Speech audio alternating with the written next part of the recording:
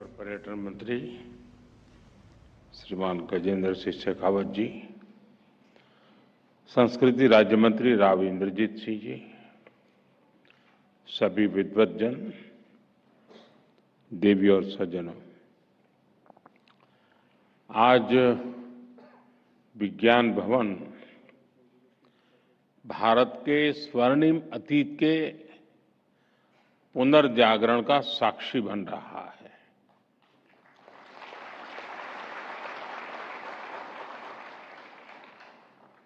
कुछ ही दिन पहले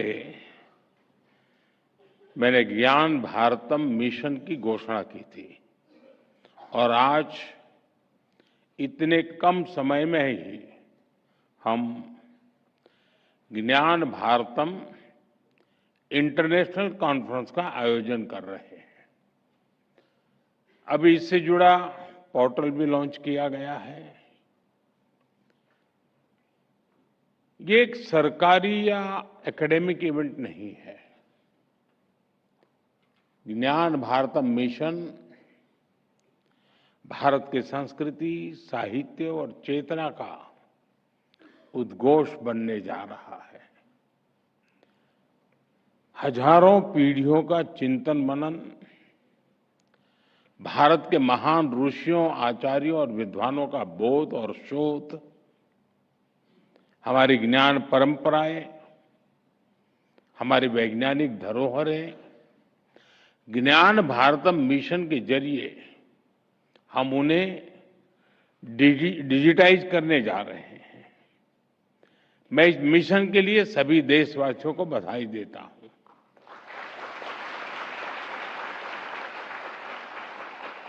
मैं ज्ञान भारतम की पूरी टीम को और संस्कृति मंत्रालय को भी शुभकामनाएं देता हूं।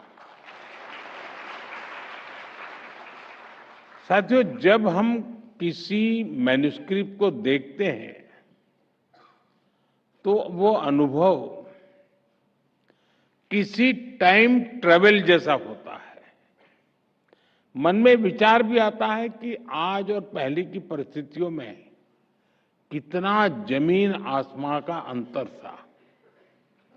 आज हम कीबोर्ड की मदद से इतना कुछ लिख लेते हैं, डिलीट और करेक्शन का ऑप्शन भी होता है। हम प्रिंटर्स के जरिए एक पेज की हजारों कॉपीज बना लेते हैं, लेकिन सैकड़ों साल पहले की उस दुनिया की कल्पना करिए। तब ऐसे आधुनिक मटेरियल रिसोर्सेज नहीं थे। हमारे पूर्वजों को उस समय बौद्धिक रिसोर्सेज पर ही निर्भर रहना पड़ता था। एक एक अक्षर लिखते समय कितना ध्यान देना होता था। एक एक ग्रंथ के लिए इतनी मेहनत लगती थी और उस समय भी भारत के लोगों ने विश्व के बड़े बड़े पुस्तकालय बना दिए थे, लाइब्रेरीज बना दी थी। आज भी भारत के पास दुनिया का सबसे बड़ा मैन्युस्क्रिप्ट संग्रह है। करीब 1 करोड़ मैन्युस्क्रिप्ट हमारे पास है। अब 1 करोड़ आंकड़ा कम नहीं है। साथियों, इतिहास के क्रूर थपेड़ों में लाखों मैन्युस्क्रिप्ट्स जला दी गई, लुप्त हो गई, लेकिन जो बची है वो इस बात की साक्षी है कि ज्ञान, विज्ञान, पठन पाठन के लिए हमारे पूर्वजों की निष्ठा कितनी गहरी थी, कितनी व्यापक थी। भोजपत्र और ताड़पत्र से बने नाजुक ग्रंथ, ताम्रपत्र पर लिखे गए शब्दों में मेटल कोरोजन का खतरा, लेकिन हमारे पूर्वजों ने शब्दों को ईश्वर मानकर अक्षर ब्रह्म भाव से उनकी सेवा की। पीढ़ी दर पीढ़ी परिवार उन पोथियों और पांडुलिपियों को सहेजते रहे। ज्ञान के प्रति अपार श्रद्धा, आने वाली पीढ़ियों की चिंता, समाज के प्रति जिम्मेदारी, देश के प्रति समर्पण का भाव, इससे बड़ा उदाहरण कहां मिलेगा। साथियों, भारत की ज्ञान परंपरा आज तक इतनी समृद्ध है क्योंकि इसकी नींव 4 मुख्य पिलर्स पर आधारित है। पहला, प्रिजर्वेशन, दूसरा, इनोवेशन, तीसरा, एडिशन और चौथा, एडेप्टेशन। साथियों, अगर मैं प्रिजर्वेशन की बात करूं तो आप जानते हैं हमारे यहां सबसे प्राचीन ग्रंथ वेदों को भारतीय संस्कृति का आधार माना गया है। वेद सर्वोपरि है। पहले वेदों को श्रुति के आधार पर अगली पीढ़ी को दिया जाता था और हजारों वर्षों तक वेदों को बिना किसी त्रुटि के, ऑथेंटिसिटी के साथ प्रिजर्व किया गया। हमारी इस परंपरा का दूसरा पिलर है इनोवेशन।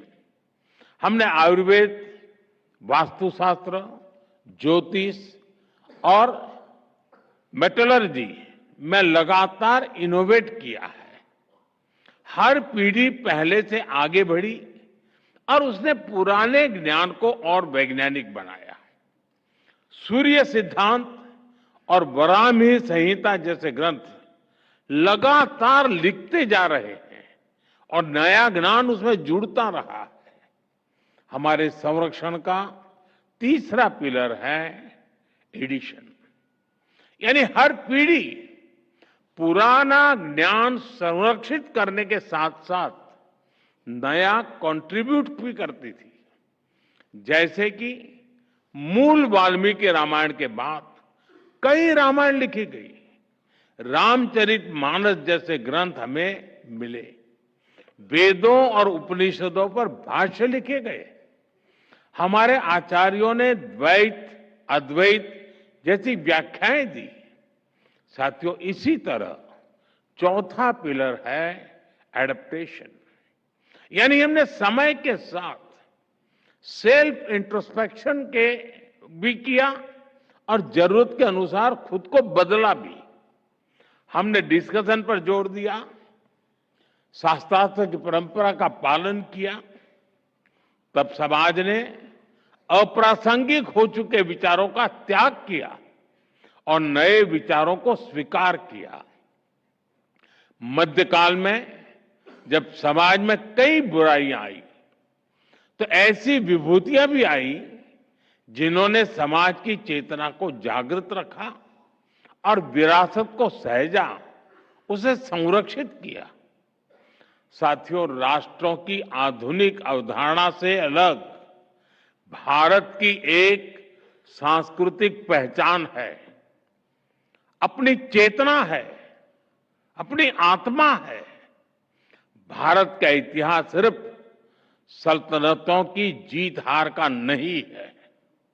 हमारे यहां रियासतों और राज्यों के भूगोल बदलते रहे, लेकिन हिमालय से हिंद महासागर तक भारत अक्षुण्ण रहा, क्योंकि भारत स्वयं में एक जीवंत प्रवाह है जिसका निर्माण उसके विचारों से, आदर्शों से और मूल्यों से हुआ है। भारत की प्राचीन पांडुलिपियों में, मैन्युस्क्रिप्ट में हमें भारत के निरंतर प्रवाह की रेखाएं देखने को मिलती है। ये पांडुलिपियां हमारी विविधता में एकता की घोषणा पत्र भी है, उद्घोष पत्र भी है। हमारे देश में करीब 80 भाषाओं में मैन्युस्क्रिप्ट मौजूद है। संस्कृत, प्राकृत, असमिया, बांग्ला, कन्नड़ा, कश्मीरी, कोंकणी, मैथिली, मलयालम, मराठी, ऐसी कितनी ही भाषाओं में ज्ञान का अगाध सागर हमारे यहां मौजूद है। गिलगिट मैन्युस्क्रिप्ट में हमें कश्मीर का प्रामाणिक इतिहास बताती है। मैंने अभी जो छोटा सा एग्जीबिशन रखा है वो देखने गया था। वहां इसकी विस्तार से वर्णन भी है और उसके चित्र भी मौजूद है। कौटिल्य अर्थशास्त्र की पांडुलिपि हमें राजनीति शास्त्र और अर्थशास्त्र में भारत की समझ का पता चलता है। आचार्य भद्रबाहु के कल्पसूत्र की पांडुलिपि में जैन धर्म का प्राचीन ज्ञान सुरक्षित है। सारनाथ की मैन्युस्क्रिप्ट में भगवान बुद्ध का ज्ञान उपलब्ध है। रसमंजरी और गीत गोविंद जैसे मैन्युस्क्रिप्ट ने भक्ति, सौंदर्य और साहित्य के विविध रंगों को संजो कर रखा है। साथियों, भारत की इन मैन्युस्क्रिप्ट में समूची मानवता की विकास यात्रा का फुटप्रिंट्स है।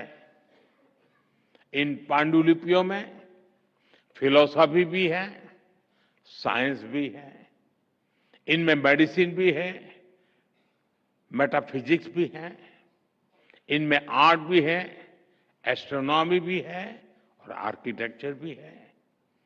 अब कितने ही उदाहरण लीजिए, मैथमेटिक्स से लेकर के बाइनरी बेस्ड कंप्यूटर साइंस तक पूरी आधुनिक साइंस की बुनियाद जीरो पर टिकी है।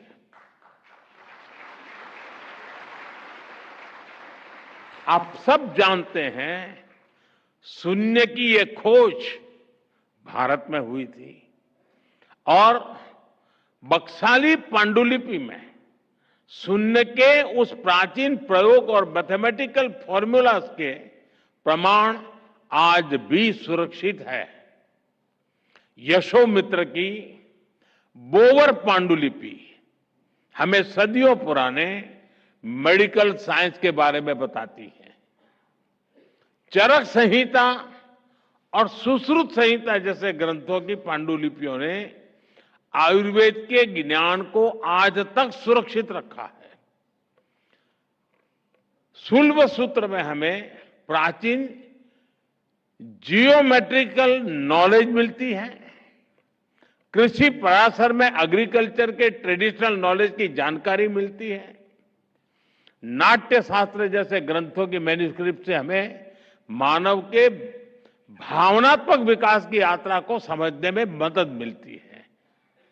साथियों, हर देश अपनी ऐतिहासिक चीजों को सिविलाइजेशनल एसेट्स और ग्रेटनेस के तौर पर विश्व के सामने पेश करता है। दुनिया के देशों के पास कहीं कोई मैन्युस्क्रिप्ट, कोई आर्टिफैक्ट होता है तो वो उसे नेशनल ट्रेजर के रूप में सहेजते हैं और भारत के पास तो मैन्युस्क्रिप्ट का इतना बड़ा खजाना है, ये देश का गौरव है।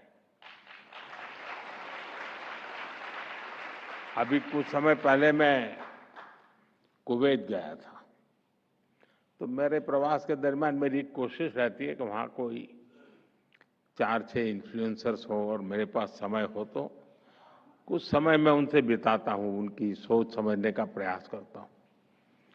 मुझे कुवैत में एक सज्जन मिले जिनके पास सदियों पहले भारत से समुद्री मार्ग से व्यापार कैसे होता था, उस पर इतने डॉक्यूमेंट्स उनके पास है और उन्होंने इतना संग्रह किया है और वो इतने गौरव, यानी बड़े गौरव के साथ कुछ लेकर के मेरे पास आए थे। मैंने देखा, यानी ऐसा क्या क्या होगा, कहां कहां होगा, हमने इन सबको संजोना है। अब भारत अपने इस गौरव को गर्व के साथ विश्व के सामने प्रस्तुत करने जा रहा है।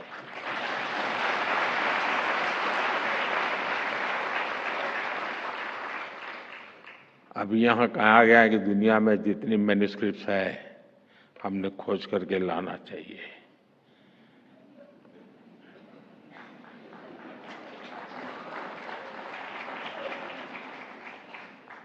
और फिर धीरे से कहा प्रधानमंत्री जी ने करना चाहिए।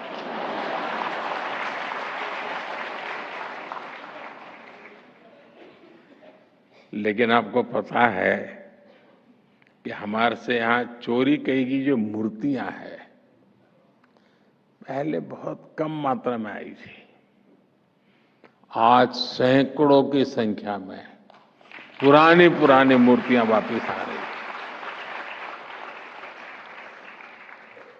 वापिस इसलिए नहीं आ रही कि वो मेरा सीना देख करके तय करते दे दो यार, ऐसा नहीं है। उनको भरोसा है कि ऐसे हाथ में सुपुर्द करेंगे तो उसका गौरव बढ़ाने का पूरा प्रयास होगा। आज विश्व में भारत ने विश्वास पैदा किया है, लोगों को लगता है यह सही जगह है। जब मैं मंगोलिया गया,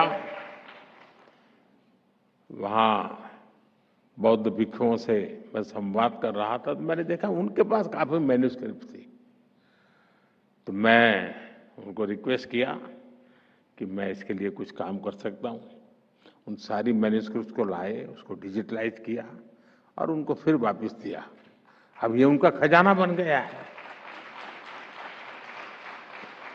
साथियों, ज्ञान भारतम मिश्रम इस महाअभियान का ही एक अहम हिस्सा है। देश की कितनी ही संस्था हैं इस प्रयास में जन भागीदारी की भावना से सरकार के साथ काम कर रही हैं। काशी नागरी प्रचारणी सभा, कोलकाता की एशियाटिक सोसाइटी, उदयपुर की धरोहर, गुजरात के कोबा में आचार्य श्री कैलाशपुरी ज्ञान मंदिर, हरिद्वार का पतंजलि, पुणे का Bhandarkar oriental research institute, Thanjavur की सरस्वती महल लाइब्रेरी, ऐसी सैकड़ों संस्थाओं के सहयोग से अब तक 10 लाख से अधिक पांडुलिपियों को डिजिटलाइज किया जा चुका है। कितने ही देशवासियों ने आगे आकर अपनी पारिवारिक धरोहर को देश के लिए उपलब्ध करवाया है। मैं इन सभी संस्थाओं का, ऐसे सभी देशवासियों का भी धन्यवाद करता हूं। मैं एक विषय पर जरूर ध्यान देना चाहूंगा। मैं पिछले दिनों कुछ एनिमल लवर से मिला था। क्यों? आपको हंसी आ गई? हमारे देश में ऐसे बहुत लोग हैं और विशेषता है कि ये गाय को एनिमल नहीं मानते।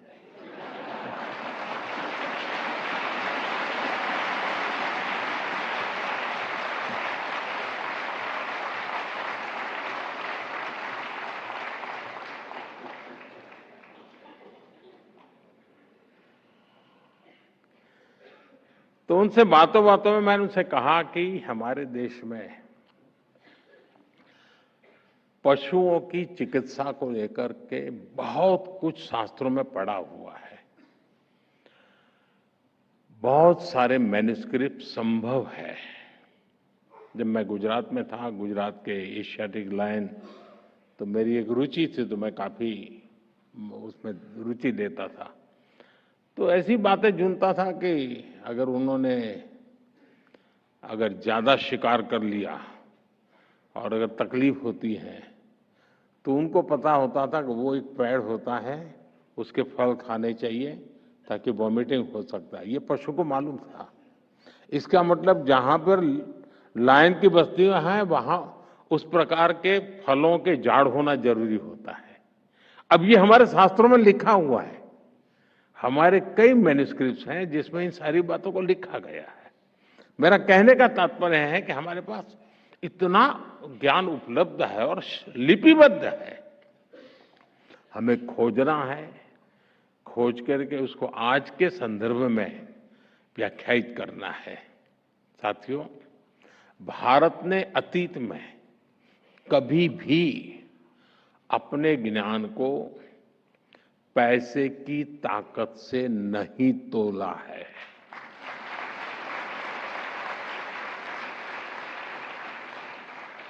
हमारे ऋषियों ने भी कहा है,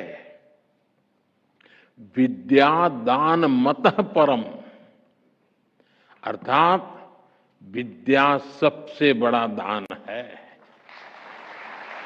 इसलिए प्राचीन काल में भारत के लोगों ने मुक्त भाव से मैन्युस्क्रिप्ट को दान भी किया।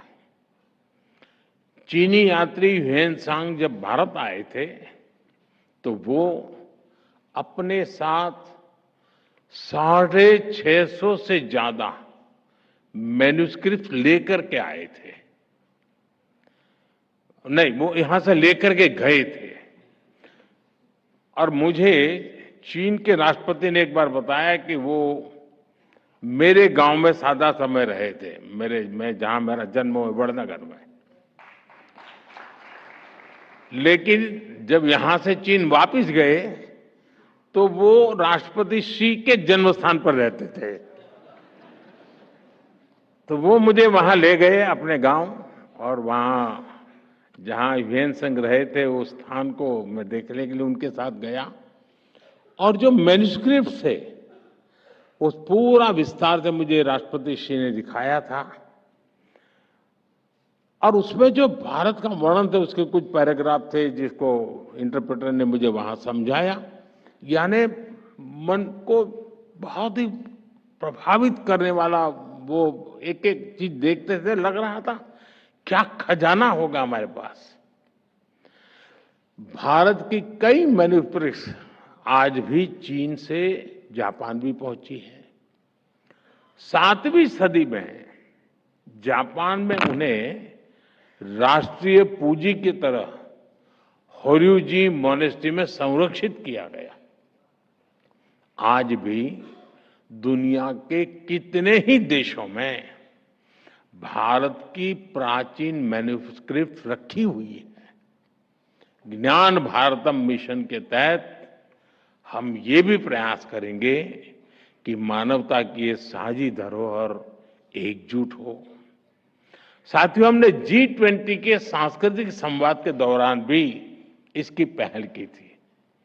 जिन देशों के भारत के साथ सदियों पुराने सांस्कृतिक संबंध है, हम उन्हें इस अभियान में साथ जोड़ रहे हैं। हमने मंगोलियन कंजूर के रिप्रिंटेड वॉल्यूम्स को मंगोलिया के एम्बेसडर को गिफ्ट किया था। 2022 में 108 वॉल्यूम्स मंगोलिया और रूस की मॉनेस्ट्रीज में भी डिस्ट्रीब्यूट किए गए थे।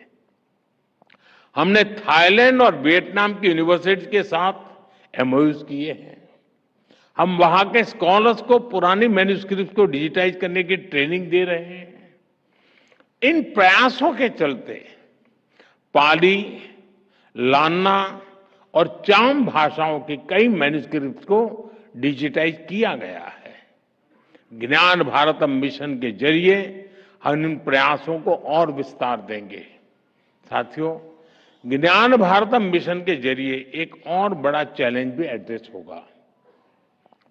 भारत के ट्रेडिशनल नॉलेज सिस्टम से जुड़ी अनेक जानकारियां जो अहम और जो हम सदियों से इस्तेमाल करते रहे हैं, उन्हें दूसरों द्वारा कॉपी करके पेटेंट करा लिया जाता है।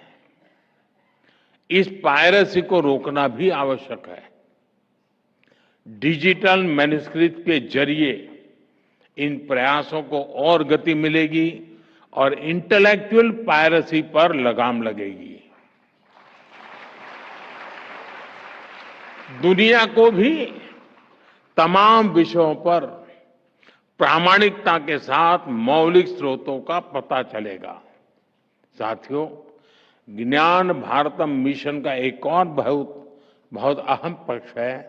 इसके लिए हम रिसर्च और इनोवेशन के कितने ही नए डोमेन खोल रहे हैं। आज दुनिया में करीब ढाई ढाई ट्रिलियन डॉलर की कल्चरल और क्रिएटिव इंडस्ट्री है। डिजिटाइज मैन्यूस्क्रिप्ट इन इंडस्ट्री की वैल्यू चेन्स को फीड करेगी। ये करोड़ों मैन्यूस्क्रिप्ट इनमें छिपी प्राचीन जानकारी एक बहुत बड़ी डेटा बैंक का भी काम करेगी। इनसे डेटा ड्रिवन इनोवेशन को नया बुश मिलेगा। टेक फील्ड में के युवाओं को उनके लिए इसमें नए अवसर बनेंगे। जैसे जैसे मैन्यूस्क्रिप्ट का डिजिटाइजेशन होगा, एकेडमिक रिसर्च के लिए नई संभावनाएं बनेगी। साथियों, हमें इन डिजिटाइज मैन्यूस्क्रिप्ट का अध्ययन करने के लिए नई टेक्नोलॉजी जैसे एआई का उपयोग भी बढ़ाना होगा। मैं इस बात से सहमत हूं जब यहां प्रेजेंटेशन में कहा गया कि भाई टैलेंट को या ह्यूमन रिसोर्स को एआई रिप्लेस नहीं कर सकती है, और हम भी चाहते हैं कि रिप्लेस न करे। हम नई गुलाबी हो जाए, शिकार हो जाएंगे। वो एक सपोर्ट सिस्टम है, हमें मजबूती देती है, हमारी ताकत को बढ़ावा देती है, हमारी गति को बढ़ावा देती है। एक एआई की मदद से इन प्राचीन पांडुलिपियों को अगर गहराई से समझा जा सकता है और उनका विश्लेषण भी किया जा सकता है। अब देखिए, वैदिक मैथमेटिक्स सारे ग्रंथ अवेलेबल नहीं है। जो है, अगर एआई के माध्यम से हम कोशिश करें तो संभव है कि कई नए सूत्रों की संभावना है खोजने की। हम खोज सकते हैं।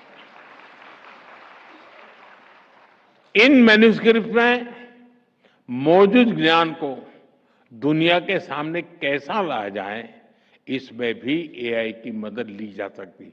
दूसरी एक समस्या है कि हमारे मैन्यूस्क्रिप्ट बिखरे पड़े हैं और अलग अलग कालखंड में अलग अलग प्रकार से प्रस्तुत किए गए हैं। एआई का फायदा ये होगा कि इन सबको इकट्ठा किया जा सकता है और उसमें से अमृत निचोड़ने में वो एक बहुत अच्छा सा हमें यंत्र मिल सकता है कि हम 10 जगह पे चीजें पड़ी होगी, लेकिन एआई से हम इसको एक साथ ला करके देख सकते हैं। हम उसका अर्थ हो सकता है, जैसे प्रारंभ में ही प्रेजेंटेशन में आया कि एक ही प्रकार के शब्दों का कई उपयोग है। हो सकता है कि उनको एक बार चलिए 100 क्वेश्चन बन जाएंगे तो सॉल्व करना। आज लाखों क्वेश्चन में हम उलझे पड़े हैं, 100 तक तो ले आएंगे। हो सकता है फिर हमारा मानव शक्ति जुड़ जाएगी तो उसका परिणाम ले आएगी। लेकिन ऐसी कई कठिनाइयां भी हैं, लेकिन रास्ते भी हैं। साथियों, मैं देश के सभी युवाओं से आह्वान करता हूं, आप आगे आकर इस अभियान से जुड़िए। और मुझे अभी बता रहे थे मंत्री जी की कल से आज तक जो लोग काम इसमें हिस्सा ले रहे हैं, 70% लोग युवा हैं।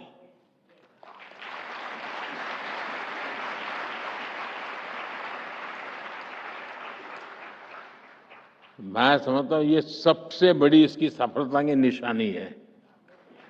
अगर युवाओं ने उसमें रुचि लेना शुरू किया तो ये मैं पक्का मानता हूं कि हम बहुत तेजी से सफल होकर रहेंगे।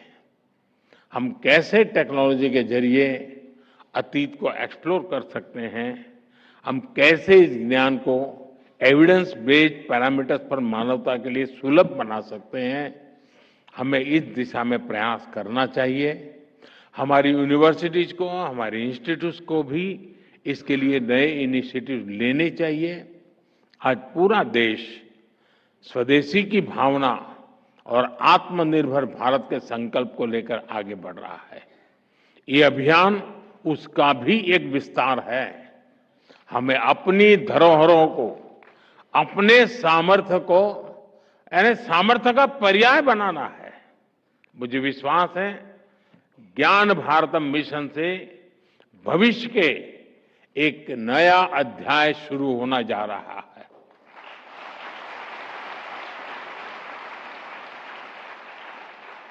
मैं जानता हूं कि ऐसे विषय होते हैं कि जिसमें कोई ग्लैमर नहीं होती है, कोई चमक-दमक नहीं होती है। लेकिन इसका सामर्थ्य इतना है कि जो सदियों तक किसी को हिला नहीं पाता है। इस सामर्थ्य के साथ जुड़ना है। इसी विश्वास के साथ आप सभी को एक बार बहुत-बहुत शुभकामनाएं, बहुत-बहुत धन्यवाद।